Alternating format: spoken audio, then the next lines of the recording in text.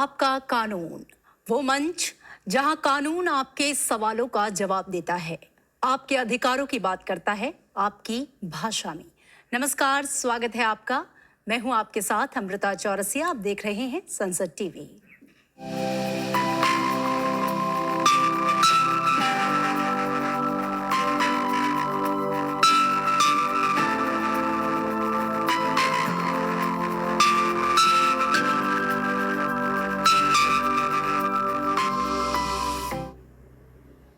नाम और इज्जत, ये शब्द सुनने में आसान है, लेकिन जब कोई इन्हें बदनाम करता है तो जख्म सिर्फ मन का नहीं, सामाजिक और कानूनी भी हो जाता है। आज के सोशल मीडिया युग में एक ट्वीट, एक स्टोरी, एक पोस्ट किसी की सालों की बनी छवि को चंद सेकंड में बर्बाद कर सकती है, तोड़ सकती है। तो क्या हर टिप्पणी डिफेमेशन है? क्या सच्चाई से बोलना अपराध हो सकता है? तमाम सवाल हैं जिन पर आज हम करेंगे चर्चा। नाम और इज्जत किसी भी इंसान की सबसे कीमती पूंजी होती है, लेकिन क्या कोई सिर्फ अभिव्यक्ति की स्वतंत्रता के नाम पर आपकी छवि को ठेस पहुंचा सकता है? क्या हर कड़ी राय या ऑनलाइन टिप्पणी बदनामी का मामला बन सकती है, या कानून इसकी एक सीमा रेखा तय करता है? अगर कोई बात सच है लेकिन उसका मकसद सिर्फ आपकी प्रतिष्ठा को गिराना हो, तो क्या वो भी डिफेमेशन है? आज के डिजिटल के ज़माने में तमाम तरह की जो बातें हो रही हैं, पोस्ट या मैसेजेस वायरल हो रहे हैं, उसका क्या? ऐसे में अगर आपकी इज्जत पर हमला होता है तो सबसे पहला कानूनी कदम क्या होना चाहिए, ये जानना आपका हक है और ज़रूरत भी। तो इन सभी सवालों को लेकर संविधान ने हमें कहां तक आज़ादी दी है, क्या सीमाएं तय की हैं, और कब आपके बोल या आपकी चुप्पी आपके खिलाफ एक मुकदमा बनने लगती है, इन तमाम सवालों के जवाब आज हम समझेंगे इस खास episode defamation decoded, know your right to reputation. तो आइए शुरुआत करते हैं। मेरे साथ एक बेहद खास मेहमान संसद टीवी के स्टूडियो में मौजूद हैं।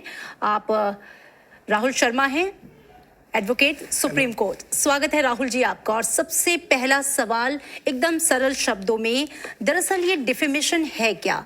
परिभाषा इसकी क्या है? कानून इसे कैसे अपने दायरे में बांधता है? डिफेमेशन को समझने से पहले हमें कॉन्स्टिट्यूशन के दो प्रोविजंस को समझने की बहुत जरूरी है जी। आर्टिकल 19 और article 21 of the constitution of India. Article 19 क्या कहता है? Right to freedom of speech. और आर्टिकल 21 क्या कहती है? Right to life. So defamation law is a balance between right to life and freedom of speech. Right to life के एक feature है right to reputation, right to live with dignity. और ये बात हमें कौन बताता है? डिफेमेशन का एक लॉ बताता है। डिफेमेशन प्रूव करने के लिए जनरली हम द मोमेंट हम किसी के बारे में कोई गलत बात बोलते हैं तो क्या ये डिफेमेशन हो जाता है? नहीं। 4 इंग्रेडिएंट बहुत इंपॉर्टेंट है डिफेमेशन को प्रूव करने के लिए। पहला, the statement made by me to another person is a false statement. B, it must be communicated to the third party. Assuming मेरे और आपके बीच में कोई बात हो रही है, there is no third party, so there is no defamation. तीसरी चीज, that there is a mens rea. मेरी गिल्टी माइंड थी, I was having a knowledge कि मैं जो बात आपके बारे में बोल रहा हूं वो गलत है। And the fourth thing is that damages. Because why? Defamation is a law defined initially under IPC in 499, now in BNS Act 356. ठीक है। अब अगर हम ये समझना चाहें कि डिफेमेशन के भी कई प्रकार हैं, किस किस तरह की है, उसे किस तरीके से आप डिफाइन करेंगे? देखिए, जनरली डिफेमेशन सिविल लॉ में भी और क्रिमिनल लॉ में भी दो तरह का होता है। ठीक है। लाइबल और स्लैंडर। लाइबल क्या हो गया कि रिटन और पब्लिश फॉर्म ऑफ डिफेमेशन, और स्लैंडर स्पोकन। अगर आपने किसी के बारे में कुछ लिखा, despite knowing the fact that the statement made by you or you have published anything, और ये सोच करके कि ये जो स्टेटमेंट मैं लिख रही हूं ये फॉल्स है, तो it will come under the category of a defamation called liable. और मैं किसी के बारे में किसी क्राउडेड प्लेस में बोल रहा हूं। फॉर एग्जाम्पल, एक इंग्लिश कोटेशन होती थी जब हमने सुना था कि right to freedom doesn't mean that you have given a right to falsely implicate a person, or you should falsely fire a gun in a public place.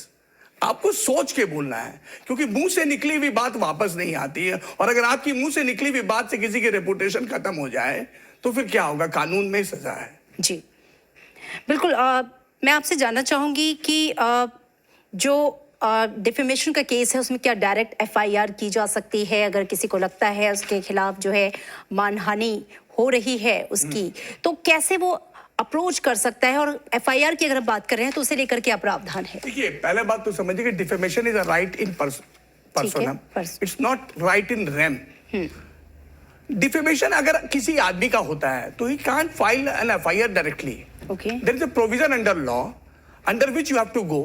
For example, आज BNSS act में 190, CrPC में 199 और 222 of BNSS act है जो इसको govern करता है। जब आदमी को कैसे कंप्लेन करना है, कौन कंप्लेन कर सकता है। फॉर एग्जाम्पल, अगर किसी आदमी ने ए को डिफेम किया तो A is the first person who can file a complaint. Now let's have a circumstance कि A because of the incapacity can't file, और शी इज अ पर्दे में रहने वाली औरत है, उसके कारण वो फाइल नहीं कर सकती कंप्लेन। तो who will file the complaint? The third person can file a complaint with the leave of court. अगर किसी, देखो, डिफेमेशन का लॉ में एक्सप्लेनेशन में बड़ी अच्छी बात कही है, defamation is also applicable for a disease person. कि अगर कोई आदमी एक्सपायर कर गया है और आप उसके बारे में कुछ कह रहे हैं, तो reputation is not confined only to a person also in these circumstances. Reputation उसकी फैमिली को भी अफेक्ट करती है। एक आदमी जीता है तब भी रेपुटेशन बनता है, मरता है तब भी बोलते हैं ना उसकी रेपुटेशन वाला खानदानी लोग है। तो आप किसी खानदान की रेपुटेशन को एक मिनट में नहीं उड़ा सकते हैं। तो even class 1 legal heir in case of deceased person can file a complaint, but leave of court has to be taken. Otherwise, a person who is affected has to file a complaint. That is section 199 of CRPC or 222 of the BNSS. जी बिल्कुल। Rahul ji, supreme court का जो ऐतिहासिक फैसला था सुब्रमण्यम स्वामी बनाम union of India, supreme court ने जो बातें कही थी जिसमें डिफेमेशन और फ्री स्पीच के बीच में एक स्पष्ट संतुलन जो है वो बताया गया था। मैं चाहूंगी थोड़ा उसको आप डिफाइन करें। देखिए, रेपुटेशन इज एन, जैसा मैंने कहा कि reputation is an integral facet of article 21। तो article 19 doesn't give you authority कि आप किसी के बारे में कुछ भी बोल सके। Supreme court, honourable supreme court ने कहा कि there should be reasonable restriction. You can't speak anything about anyone, you should think, you can't falsely implicate a person और किसी के बारे में फॉल्स स्टेटमेंट देकर उसकी रेपुटेशन को आप डिनाई नहीं करते। That was the basic consideration with the honourable supreme Court in Subramanian Swamy versus Union of India have stated so. ठीक है। अगला सवाल मेरा ये है कि डिजिटल डिफेमेशन के नए आयाम की अगर मैं बात करूं कि किसी व्यक्ति के खिलाफ झूठा आरोप वायरल हो जाता है तो क्या वो साइबर डिफेमेशन में माना जाएगा, और इससे लेकर कानूनी प्रावधान क्या है? आईटी एक्ट की किन धाराओं? देखिए, जैसे जैसे कानून की परिभाषा बढ़ती जाती है तो आदमी की बड़ाई करने का तरीका और आदमी की बुराई करने का तरीका भी बहुत तरीके से बदलता है। टुडे, आज हम किसी के लिए सोशल मीडिया में कुछ लिख दें विदाउट वेरिफिकेशन, तो और उसको फॉल्सली जो भी स्टेटमेंट लिखे, हमारी मेंसरिया खराब है, it is not for the public good, it doesn't fall under the category of the 10 exceptions which were given under 356 BNS act और 499। अगर उसमें नहीं आती है और आपने जानबूझकर लिख दिया कोई विद योर ऑब्लिक मोटिव, तो वो डिफेमेशन है। तो इसीलिए even if you are writing on social media, think twice, because मैंने जैसे कहा था कि इंग्रेडिएंट्स क्या है defamation, to make false statement and it should have a publication to the third party. और अगर कोई थर्ड पार्टी उसको देख रही है तो डिफेमेशन का मुकदमा बन सकता जी। है। यहाँ पे एक और सवाल है कि क्या फॉरवर्ड करना या रिट्वीट करना भी डिफेमेशन के दायरे में आता है? क्योंकि 2024 में सुप्रीम दिल्ली हाई कोर्ट ने जो बात की थी अपने एक फैसले में कि रिट्वीट भी एक नई पब्लिकेशंस हैं। हाँ, करेक्ट। अगर आप किसी मैसेज को फॉरवर्ड कर रहे हो तो उसको पढ़ोगे तो, बिकॉज एक कंट्रीब्यूटरी नेग्लिजेंस का वर्ड समझ में आता है कि आपने किसी के बारे में पढ़ा कि मैंने ए के बारे में बुराई कहा, बी ने उसको भी फॉरवर्ड कर दिया, तो दैट इज विकेरियस लायबिलिटी कि आपने भी तो पढ़ा होगा जो उसको कर रहा है। You can't have a licence कि किसी की इज्जत को आप कैसे भी उतार दो। बिल्कुल बिल्कुल। अगर हम बात करें बीएनएस की और बीएनएसएस की, तो नए प्रावधान में क्या कानूनी तब्दीलियां आई हैं? देखिए, इस पूरे मामले को लेकर पहले तो हमें यह समझना होगा कि डिफेमेशन का कानून पहले आईपीसी में 499 से 503 तक डिफाइन था। ठीक है। जब बीएनएस आया तो इस सारे 499 टू 503 को एक सेक्शन में कर दिया 356 BNS act. Okay. Basically 356 BNS act सारे जो 499 टू 503 के जितने भी कंटेंट उसको सारी चीजों को लिख दिया है उसमें। ओके। पहली बात तो आपको ये समझनी होगी अब डिफेमेशन का मुकदमा सीआरपीसी में 199 प्रोविजन था, जो 199 प्रोविजन था वो अब 222 ऑफ बीएनएस एक्ट हो गया। मोर और लेस क्या दो बोथ आर सेम, मैं ये कहूंगा, अगर मैं मोर और लेस कहूंगा तो वो गलत होगा। अब एक बड़ी अच्छी चीज आई है बीएनएसएस एक्ट में, सेक्शन 223 प्रोविजो। पहले क्या होता था कि the moment I file a complaint of a defamation and if the court finds the material to be true and correct और the court prima facie have the opinion कि चलो ये जो कंटेंट है, ये सारी कंटेंट को मैं अभी taken to be true and correct prima facie मान लूं, तो कोर्ट उसको कॉग्निजेंस लेके नोटिस इशू कर देती थी।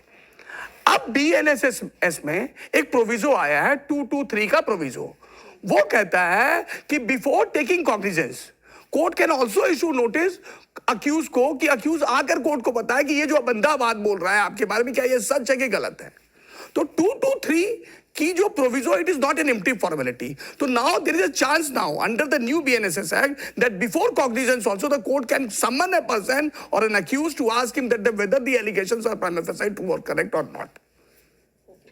ठीक है, आपसे मैं समझना चाहेंगे कि सेक्शन 66A और सुप्रीम कोर्ट का फैसला, यानी कि सेक्शन 66A आईटी एक्ट के तहत ऑनलाइन मैसेज पर गिरफ्तार होती थी, लेकिन अब सुप्रीम कोर्ट ने इसे असंवैधानिक क्यों घोषित किया और इसका डिफेमेशन से क्या रिलेशन है, क्या संबंध है? ये फ्रीडम ऑफ स्पीच की एक बड़ी अच्छी सी डेफिनेशन को सुप्रीम कोर्ट ने श्रेया सिंघल वाली जजमेंट में बड़ा अच्छा से वो किया कि आप offensive messages, annoying messages, 66A of IT act था, तो आप किसी को भेज दे, आप कुछ कभी भी किस पे लगा दिया, कुछ लगा दो, तो supreme court has said that it is unconstitutional, इसको आप हटाओ। ओके, तो अब वो हमारे यहाँ से 66A has been considered as an unconstitutional expert. अच्छा, यहाँ पे ये भी मुझे लगता है समझना होगा कि किन परिस्थितियों में डिफेमेशन नहीं माना जाएगा। कोई बात अगर मान लीजिए सच है, सार्वजनिक हित में है, तो डिफेमेशन नहीं माना जाएगा। गुड फेथ में अगर किसी चीज की बात की जा रही है या उसकी व्याख्या की जा रही है तो देखिए, डिफेमेशन के 10 एक्सेप्शंस है। Assuming the statement which I have made is a truth and the truth serve the public purpose, it will not fall under the defamation. ठीक है, मैंने किसी कोर्ट के प्रोसीडिंग्स को बिना कुछ छेड़छाड़ किए अगर मैं कुछ बताता हूं, it is also not defamation. अगर मैं कोई ऑनेस्ट क्रिटिसिज्म कर रहा हूं किसी चीज की गुड फेथ में, वो भी डिफेमेशन नहीं है। 10 एक्सेप्शंस दिए हुए डिफेमेशन के, क्योंकि डिफेमेशन तो एक ऐसा लॉ है जहां पर even if you make a statement indirectly, एक इलस्ट्रेशन थी बड़ी अच्छी, मैं पढ़ रहा था आज से 4-5 साल पहले पढ़ा था, कि मैंने कहा कि ए की वॉच को बी ने चोरी नहीं की, but indirectly I want to make a statement कि इट इज बी, और बी एक बहुत रेपुटेशन का पर्सन, तो it sometimes if it is false और sometimes it is made with a malicious intention, तो it is also a defamation. तो indirect statement को भी जब डिफेमेशन माना जाता है, तो इसीलिए कहा गया ऑनेस्ट और फेयर क्रिटिसिज्म। अगर आपके पास मेंस रिया नहीं है, आपकी मेंस रिया सच्ची है, आप सच बात कर रहे हो, गुड फेथ में करो, पब्लिक गुड के लिए कर रहे हो, तो these 10 exceptions, which बड़ा अच्छा सा exceptions दिया हुआ, if you falls under any of the category, तो ये defamation नहीं है। ठीक है, एक और महत्वपूर्ण सवाल जो लोगों के जहन में है कि क्या किसी पब्लिक फिगर के कामकाज पर की गई टिप्पणी या आलोचना भी डिफेमेशन के दायरे में आ सकती है, या फिर कानून जो है वो रचनात्मक आलोचना की इजाजत देता है? देखिए, पहले तो हमें यह समझना पड़ेगा कि मैंने जैसे अभी आपको बताया कि 199 और 222 जो प्रोविजन है, 199 of CrPC and 222 of BNSS, ये गवर्न करता है डिफेमेशन का, कैसे कैसे आप कंप्लेंट फाइल कर सकते हैं। Okay. तो अब हम एक चीज लेते हैं कि अगर if I make a complaint against the president of India, our country, honourable president, governor साहब के खिलाफ कंप्लेंट है, मिनिस्टर ऑफ स्टेट के खिलाफ कंप्लेंट फाइल करते हैं, पब्लिक सर्वेंट के खिलाफ कंप्लेंट फाइल करते हैं, देखिए वर्ड है, इन discharge of their official capacity, not in their personal, in discharge of their official capacity, अगर कोई कंप्लेंट फाइल करते हैं, तो आप ऐसे चाहकर, मैंने अगर चाह कि आज मैं साहब मीडिया कवरेज के लिए प्रेसिडेंट साहब के लिए बोल दो कि मेरे बारे में तो ये कह दिया, तो it can't be done. There is a procedure. पहला चीज कहा है कि 6 महीने के अंदर कंप्लेंट फाइल हो सकती है। दूसरी चीज, वो कंप्लेंट कौन फाइल करेगा? Public prosecutor. Public prosecutor has to take sanction. अब पब्लिक प्रोसिक्यूटर साहब भी ऐसे जाएंगे और खुद से फाइल नहीं कर सकते हैं। He has to take sanction. Sanction from home? State government और सेंट्रल गवर्नमेंट। बिल्कुल। तो जो प्रक्रिया है वो ऐसा नहीं है कि आप किसी के खिलाफ भी कभी भी डिफेमेशन केस फाइल कर सकते हैं, बिकॉज समटाइम्स कोई लोग कवरेज लेने के लिए, ब्लैकमेल करने के लिए, एक्सटॉर्शन करने के लिए डिफेमेशन का मुकदमा फाइल कर देते हैं। क्योंकि आज भी हमारे देश में ऐसे बहुत सारे लोग हैं जिनके खिलाफ कचहरी में कोई झूठा केस भी फाइल हो जाता है तो वो परेशान हो जाते हैं। So there is a law. जी जी बिल्कुल। और अगर मैं जैसा कि आप बता रहे थे कि डिफेमेशन सिविल में भी है और क्रिमिनल में भी है, थोड़ा सा इसको और डिफाइन कर दें ताकि लोगों के लिए समझना आसान हो जाए। देखिए, where there is a right there is a remedy. So right to reputation is your fundamental right. बिल्कुल। अगर आपके फंडामेंटल राइट को कोई इन्फ्रिंज करेगा and you have suffered damages कैसा भी हो सकता है, नोशनल भी हो सकता है, तो you can also file a civil case. Civil case जब भी आप फाइल करेंगे तो आप पहला चीज you have to file an evidence that A has made, these are the evidence through which I can prove that A has made defamatory statement against B. B, जब भी हम सिविल केस फाइल करेंगे तो हम ये बताएंगे this statement was published in public at large. See, that this statement has affected my reputation, it was made with a knowledge that it is a false statement. D, this statement has caused damage to me. जी। ये तो civil का हो गया। Criminal मुकदमा में mains रिया court को देखनी है कि ये statement falls under the definition of 499। जो 499 का जो डेफिनेशन है, अगर उसकी कैटेगरी में कोई स्टेटमेंट आता है, स्टेटमेंट का मतलब क्या हो गया, even publication, even sign, spoken, कुछ भी है, बड़ा अच्छा लिखा हुआ है 499 भी कि even a statement is made, मुंह से बोल दिया, लिख कर बोल दिया, कैसे भी बोल दिया, अगर आपने बोल दिया with a mens rea that the statement is false, with the knowledge that this statement is made to the public at large, तो और उससे किसी की रेपुटेशन को लॉस होने का मुझे पता है और it was made only with malicious intention, तो वो आ जाता है 499 में। जी। आप एक बात बहुत अच्छी जी मैं आपको बताना चाहूंगा कि 499 आईपीसी का जो 356 बीएनएस एक्ट हो गया, जिसमें सब है, 50 पनिशमेंट है, 501 पब्लिकेशन, और इन पब्लिकेशन के बारे में कहता है, और 502 बताता है कि even if you sell the publish material, तो 499 इज पनिशबल। जो 499 की पनिशमेंट है वो जेएमएफसी साहब की जुरिडिक्शन आती है, बट 501 और 502 है, it is of the court of session. Similarly मैं बताना भूल गया था आपको कि जब किसी भी मिनिस्टर, गवर्नर और उसकी भी जो जुरिडिक्शन है वो कोर्ट ऑफ सेशन के पास है। ठीक है, इसमें एक और जुड़ा हुआ सवाल पूछ दे रही हूँ कि क्या कोई भी आदमी किसी और के बिहाफ पर डिफेमेशन का जो केस है वो फाइल कर सकता है, और किन किन अदालतों में जो है स्पेसिफिकली देखिए, जैसा अभी आपको बताया, फिर से बता देता हूं कि defamation is a crime in personam, is a right in personam, sorry crime is a right in personam. तो जो आदमी एग्रीव्ड है, जो आदमी विक्टिम है, वही डिफेमेशन के केस फाइल कर सकता है। ठीक है। बाकी कोई आदमी लुनैटिक है, कोई आदमी इनकैपेसिटी के कारण कोर्ट में नहीं जा सकता है, तो उसके केस में लीव ऑफ कोर्ट आपको लेने की जरूरत है। ठीक है। ये पार्ट 1 है। दूसरी चीज बड़ी अच्छी है डिफेमेशन के बारे में कि डिफेमेशन का केस अगर 501 और 502 की कैटेगरी में पड़ता है आईपीसी की, कि पब्लिकेशन से रिलेटेड है या सेलिंग न्यूज़पेपर पब्लिकेशन, तो वो कोर्ट ऑफ सेशन में जाती है। बाकी सारी jurisdiction judicial magistrate first class के पास है। सिमिलरली जो मैंने अभी आपको फिर से मैं रिपीट कर रहा हूं कि मिनिस्टर, गवर्नर, प्रेसिडेंट, जिनकी भी केस है वो कोर्ट ऑफ सेशन डील करेगी। And there is a limitation, there is a उसी में जो भी प्रोविजंस में जितने भी सेटिस्फाई वो इंग्रेडिएंट्स है, that has to be satisfied. जी। और अगर हम सज़ा की बात करें तो किस तरीके से जब चीज़ें एकदम फाइनल स्टेज पे हैं कि हाँ इनके साथ इनकी ये मानहानि हुई है, तो ऐसे में किस तरीके से जो दूसरा पक्ष है या जो कल्प्रिट है उसके लिए क्या सज़ा का प्रावधान है? देखिए, सिविल के मुकदमे में अगर किसी की आपने डिफेमेशन कर दी तो डैमेजेस तो क्वांटिफाई उसकी रेपुटेशन के अंदाज से होगा। अच्छा। क्रिमिनल में 500 में, 501 में और 502 में, जो बीएनएसएस में 356 में ही इंक्लूड हो गया है, वो कहता है 2 साल और विथ फाइन और विथ बोथ। 500 में बीएनएसएस में एक नया प्रोविजन लाया है कि even the court can direct him for the community service, कि जाइए आप 500 पेड़ लगा के आइए। ये पनिशमेंट को बीएनएसएस में अभी इंक्लूड किया गया है जी। तो बड़ा अच्छा सा मतलब देखने को लगता है कि आप किसी की भी इज्जत को खुलेआम जाकर नहीं उतार सकते, because right to reputation is right to life, right to live with dignity. Supreme court कहता है, हम और आप क्या है, ऑनरेबल सुप्रीम कोर्ट कहता है। जी बिल्कुल।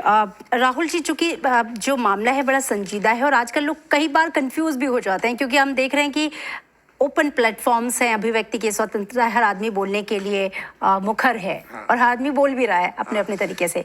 तो ऐसे में कहीं ना कहीं सतर्क रहने की और समझदारी और तार्किक तरीके से, जैसे जो हम रिट्वीट की भी बातें कर रहे थे कि भाई आप अपनी तरीके से पढ़ लीजिए, अपने तर्क की कसौटी पे कस लीजिए।